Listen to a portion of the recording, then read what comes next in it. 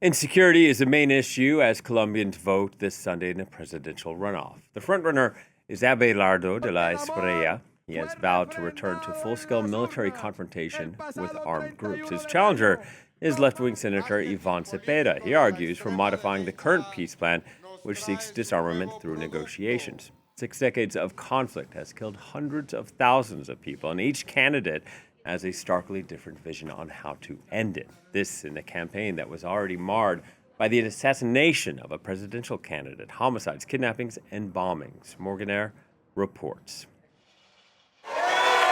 He's an outsider who wants to become Colombia's next president. Abelardo de la Espriella is on the campaign trail in a neighborhood in southern Bogota. Nicknamed the Tiger, he's a millionaire businessman wanting to show support for small businesses. This shoe shop retailer sees him as a source of hope. As a businessman, he knows what it means to reach into his own pocket, pull out money and really invest in a country where at the moment we retailers feel completely strangled by so many taxes, by so many things. Born in Colombia's capital 47 years ago, he grew up in Monterrey in the northwest of the country. He started out as a lawyer in a lucrative career, representing drug trafficking paramilitaries and fraudsters. He's a candidate for the movement he himself founded called Defenders of the Homeland. He's running on a far-right agenda, promising security and breaking off peace talks with armed groups. In my government, the only peace is that imposed by arms and the laws of the Republic. Those who respect the law will have the government's backing, support and protection. Those who are outside the law must either surrender or be eliminated, period. He's touring the city where he trained as a lawyer, but this time in search of votes.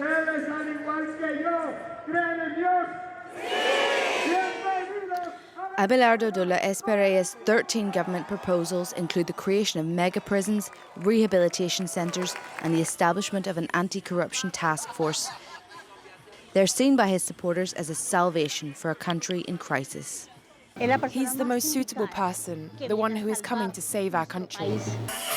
He presents himself as a candidate who breaks the mould and hopes he has the edge over his leftist opponent. Well, for more, we can cross to London and speak to Mariano Aguirre Ernst. He's an associate fellow at Chatham House and also a non-resident senior fellow at the Barcelona Center for International Relations. Mariano, thank you for speaking to Paris Direct. As we heard in that report, just curious how you would frame it. Is this a runoff, that sort of law and order versus continuity? Well, I would say not exactly. On the one hand, if it's as we say in Spanish, is a candidate that is proposing a mano dura, is a strong fit, So most of his program is all around security. There are, of course, some other issues like anti-corruption, and particularly also, which is very concerned for many people in Colombia and for many analysts and for some governments, for example, in the European Union, is the issue that he wants to abolish and he wants to end all the different issues related to the implementation of the 2006 peace agreement between, at that time, the Santos government and the guerrilla of FARC. On the other hand, Cepeda it has a line of continuity with the present government of Mr. Petro in terms of promoting what he called the paz total peace, trying to reach agreements with political guerrillas, particularly the ELN, and also with criminal organizations, big criminal organizations. And this is also a problem because this plan has failed already during the present government. But he has also some interesting proposals on reform of the tax system, reforms of the rural area of Colombia, which is a big issue, and also proposals in terms of big fights against poverty and inequality. Yeah, and those issues certainly deserve attention, but this security issue is what's going to draw a lot of the international press, including some of our coverage. This past year in Colombia, though, it was the most violent since 2016. That 2016 agreement was signed. I mean, how do we explain that? Help us understand the context of what's happening. Well, there are different explanations, but particularly the Gustavo Petro government has been, to some extent, playing on the one hand, extending a hand to the guerrillas and the criminal groups in terms of finding, as I said before, trying some kind of agreements, because he is convinced that it's not only with a strong fit and not only with an offensive by the armed forces and the police, that is necessary some kind of political and economic, social and economic dialogue with these big groups that controlling part of the country because of the lack of presence of the state.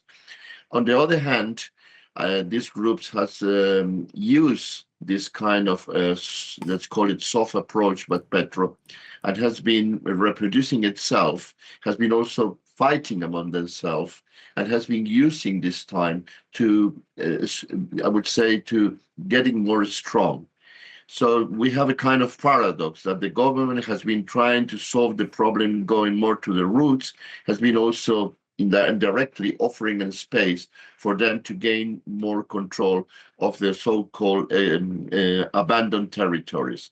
This is one of the explanations. Also, there are some others, as the relationships between the Petro's government and the militaries, that they have been not very happy. They've been rejecting some ideas about particularly an approach, what is called the human security, which is more security less based on military force and more on other issues, as, for example, the fight against poverty, climate change, or also including the perspective, the approach of gender approach inside the military forces. I'm just curious also about some of the news that came out on Saturday. The second in command of Colombia's most wanted guerrilla has been killed.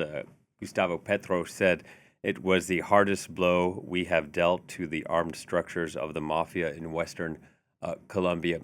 How is that killing being politicized in this election? Is that an advantage for Cepeda?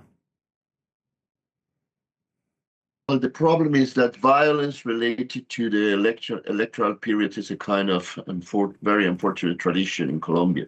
But political violence has been for more than almost a century, but at least for the last 70 or 80 years, has been a constant trend in the country. And of course, there are a lot of different forces. I would not say this is not conspiratory, but the big landlords, that they don't want any kind of reform or change in the economic structure of the land. You have also part of the business sector. You have also part of of course, you have the criminal group, the criminal organizations, that they don't want a candidate. It's very interesting. They don't want it Cepeda because Cepeda, to some extent, wants to use in this moment, he wants to use in his potential presidency force and at the same time negotiations. But they knew, and they would prefer, I would say, the Espriella, because the Espriella has a very conservative and traditional approach, which is just sending the militaries. And this is exactly the way that they know how to deal.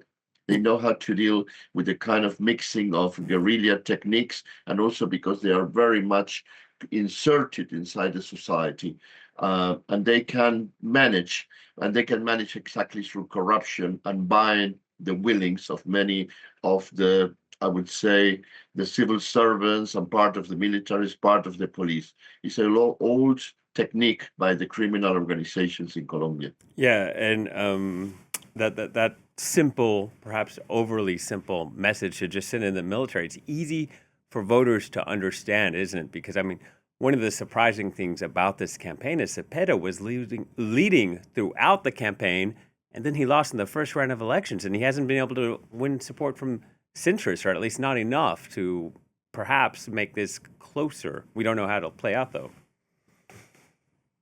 Well, what has happened is that, as you just said, Cepeda, he was leading, but the problem was that the traditional right represented by the Centro Democrático, the Democratic Center, which is the traditional right, the traditional conservative right for the last almost 100 years, has been displaced in the very last minute, has been displaced for this kind of new right, a new right that is part of the trend in the whole continent. The new right that is very much aligned with the messages from the Trump administration, with the messages, the populist ultra far right messages of Milei in Argentina or Katz in Chile, and or the Bolsonaro family in Brazil, which is offering very, very simple solutions for very complex problems, and at the same time offering force instead of offering dialogue, and offering at the same time a kind of macho perspective, which is very much against the whole liberal agenda that has been trying to be implemented in the last 10 years in Colombia, I would say, including gender issues. I mean, the fight against climate change, the defense of human rights, the defense of multilateralism and international law. I mean, he's against all these issues, and he's trying to recover the image of this male culture that is going to fight against the elites, although he's to some extent part of the elite. So it's very much a Trumpian message, and this is why he is also on the rise, because of the change in the political culture in the country. Yeah, and you touched on some of it there, but I'm curious, given all those issues, that rise of the sort of right-wing populism we're seeing in the region, how do you think Colombia's immediate neighbors are going to be watching this runoff this Sunday?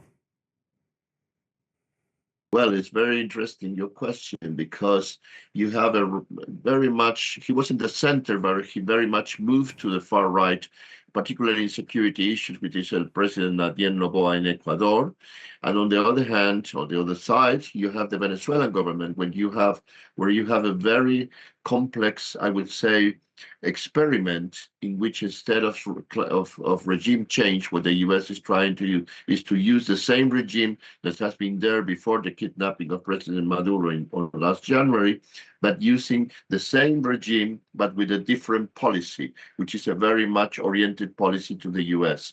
So what I cannot predict, but I would say that there are a lot of signs that we will see, particularly on the regional security issues, we will see an alignment of the military operations against crime and guerrillas, with the participation of Colombians, Venezuelans, and Ecuadorians military forces. And perhaps, depending on the outcome of the elections in Brazil, we will see if Brazil is against or cooperating, depending if it will be Bolsonaro or Lula da Silva before the end of the year.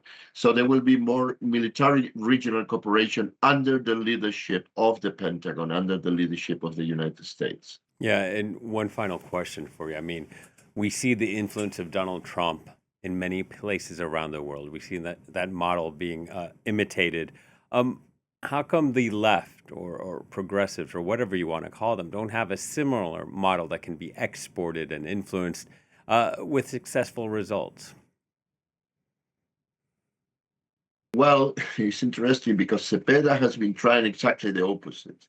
I mean, instead of this kind of macho message, anti-liberal messages that I explained before, Cepeda is a kind of he has a kind of professoral approach. He has been explaining the whole rationality of his program, has been proposing, dialogue, has been proposing respect for the law, has been proposing a kind of recovery of trust in the society, that it has a lot of lack of trust among the politicians and between the politicians on the one hand and the society on the other.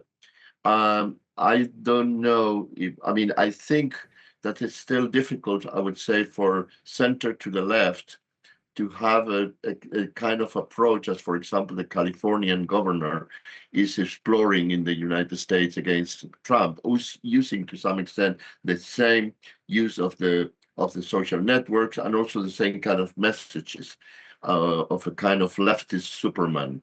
I have my doubts that it's something that could be explored or would be explored in the short time. The left is still, I would say, in shock about what is happening in Colombia and what is really happening in the whole continent. Mariano, thank you very much for your time. Mariano Aguirre Ernst, thank you.